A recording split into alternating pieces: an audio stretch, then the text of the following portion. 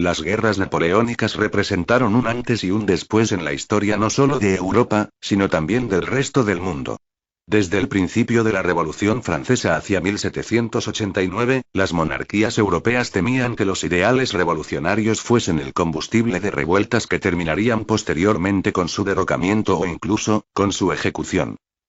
Este miedo y paranoia no hacía más que aumentar conforme pasaba el tiempo y la Francia revolucionaria parecía fortalecerse más, llegando a un punto de no retorno en el año 1803, año en el que inicia las guerras napoleónicas. Conforme el pequeño cabo fue derrotando a las potencias europeas una por una y fue afianzando su poder en Europa, la paranoia no hacía más que aumentar en el Imperio británico. Aunque se sabía de la alta capacidad de la Royal Navy para defender las costas británicas, también se sabía que Francia tendría la capacidad de invadir las islas tarde o temprano. La situación no hizo más que empeorar cuando los británicos eran la única gran potencia que quedaba para hacerle frente a Napoleón. Tanto la marina como el ejército del imperio tomaron posiciones defensivas, sabían que Francia podía realizar un desembarco en la isla y tenían que estar preparados para ello. La corona también sabía que una invasión a las islas le saldría muy costosa a Francia, obligando a Napoleón a replantearse su estrategia, decidiéndose por un bloqueo naval que matara a las islas de hambre.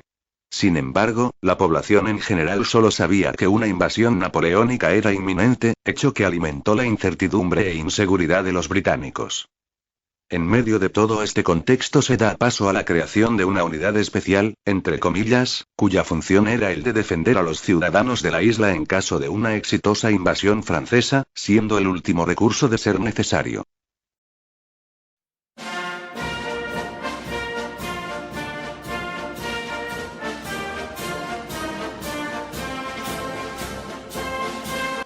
Los Yeomanry eran unidades de infantería y caballería que se desprendieron del ejército de voluntarios británicos. El nombre viene de la palabra yeoman, el cual es una persona con un estrato social medio, por encima de la clase media, pero por debajo de la alta aristocracia, se caracterizaban por haber recibido su riqueza y prestigio hace no mucho tiempo. Los Yeomanry operaban más que todo en zonas rurales, siendo sus funciones las de proteger el país tanto de amenazas externas como internas. Su reclutamiento era responsabilidad primordialmente de los terratenientes, y uno de los requisitos era que debían proporcionarse su propio equipo, haciendo que esta clase de tropas estuviese conformada por personas adineradas, personas que querían ganar respeto e influencia al hacer ver que se comprometían con el país, apoyando a la causa tanto física como económicamente.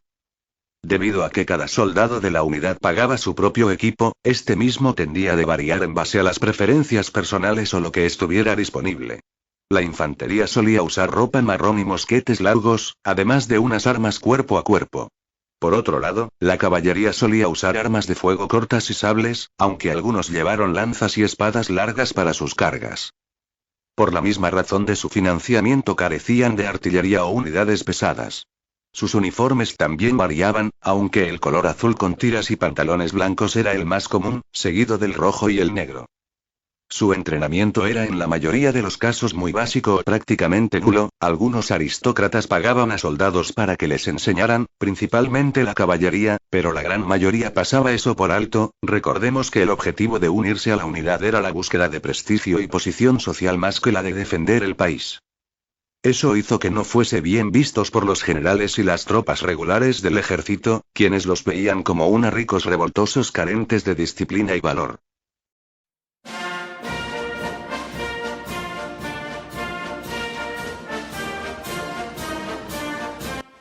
Aunque sus funciones eran la defensa y control de masas, sí llegaron a participar en una batalla importante durante las guerras napoleónicas.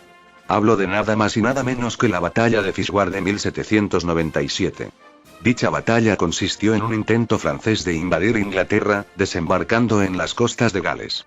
Debido a que el ejército francés superaba en número al británico en tierra, si las tropas napoleónicas llegaban a construir una cabeza de playa firme, el Reino Unido estaría perdido.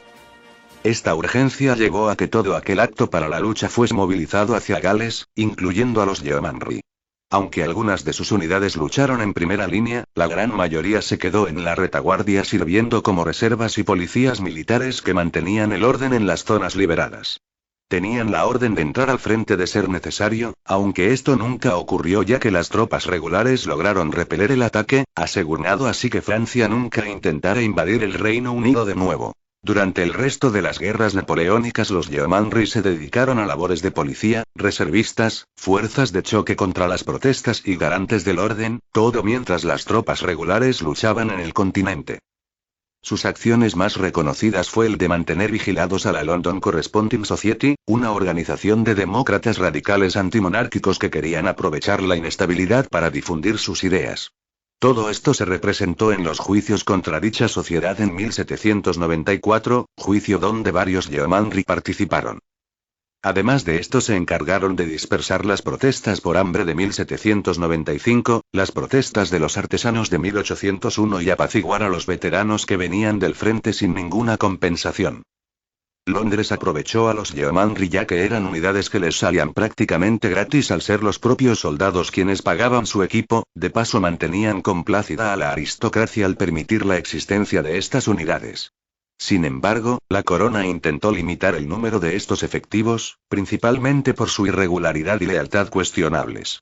Estas medidas no fueron posibles ya que, conforme la guerra avanzaba, las tensiones internas crecían, tensiones que llevaban a más aristócratas a alistarse en los yeomanry, llegando a tener más de 21.000 efectivos en 1801.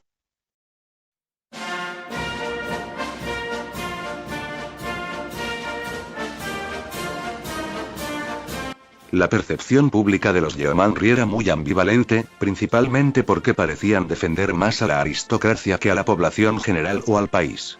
Sin embargo, la opinión pública se volcó completamente contra ellos tras la masacre de Peterloo en la ciudad de Manchester. El 16 de agosto de 1819 el grupo de demócratas radicales conocido como el Sindicato Patriota de Manchester organizó una manifestación que llegó a tener unas 80.000 personas. Pedían reformas parlamentarias para hacer al país más democrático junto con una mayor representación de las clases medias y bajas en la política del país, pidiendo voto universal y secreto para todos los ciudadanos de las Islas Británicas. Todo este malestar fue producto de la escasez de comida, trabajo y crisis económica que vivía el país desde el inicio de las guerras napoleónicas, crisis que no se detuvo con el fin de dicho conflicto y que parecía que el gobierno central ignoraba. Los gobernantes locales pidieron a los yeomanry que dispersaran las protestas a falta de una fuerza policial propia. Lo que no se esperaban es que los yeomanry cargaran contra la multitud en sus caballos, con sables desenvainados. El resultado fueron 15 muertos y más de 400 heridos, entre ellos muchos niños. Este suceso hizo que tanto la clase trabajadora como parte del gobierno se opusieran a Londres y los yeomanry. La corona en un principio defendió a los aristócratas debido a que le eran útiles en aquellos años, pero la presión fue tan alta que terminaron cediendo. A partir de aquí la opinión pública destrozó a los yeomanry, tachándolos de salvajes, incompetentes, egocéntricos que solo querían fama rápida para sus propios fines. Esta mala fama junto con las posteriores reformas del ejército inglés dio como resultado que los yeomanry quedaran olvidados, disolviéndose en algún momento del siglo XIX sin pena ni gloria.